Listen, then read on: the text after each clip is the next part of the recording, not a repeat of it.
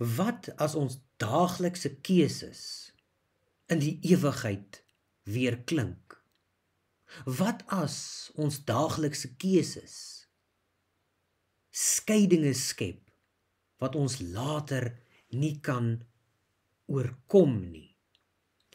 Nou in Bo die Kloof, ewige perspektiewe van die ryk man en Lazarus, soos Jesus ons leer in Lukas hoofstuk 16 vanaf vers 19, leer ons hoe hierdie gelykenis, wat te midde van 'n fariseer kontroversie geskryf is, ons aanspoor tot 'n medelydende lewe en ewige bewussyn.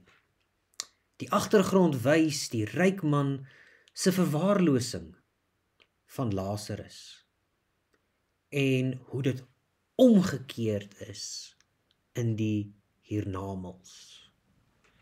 Dit herinner ons om daaglikse Lazarus-figure, daaglikse Lazarus-figure soos byvoorbeeld haweloses, arm bure of sukkelende kollegas op te merk, waar ons positiewe woorde kan spreek en dalk vir hulle hoop kan gee, en miskien selfs net dalk vriendelik kan wees, of dalk selfs deel kan wees van geestelike groei, hulle geestelike groeiproses.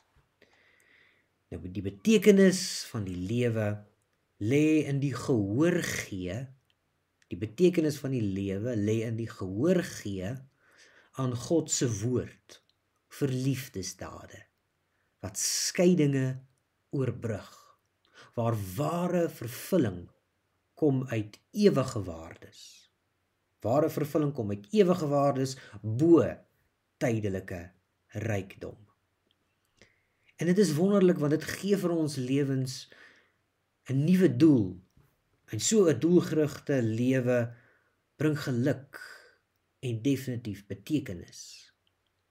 Nou soos Bo die Kloof ewige perspektiewe van die ryk man en Lazarus, roep God se woord ons op om nou met die ewigheid in sig te lewe, met die ewigheid in sig te lewe, met die oë oop vir behoeftiges en harte vol van aksie, wat 'n pad van vreugde en verlossing oopmaak.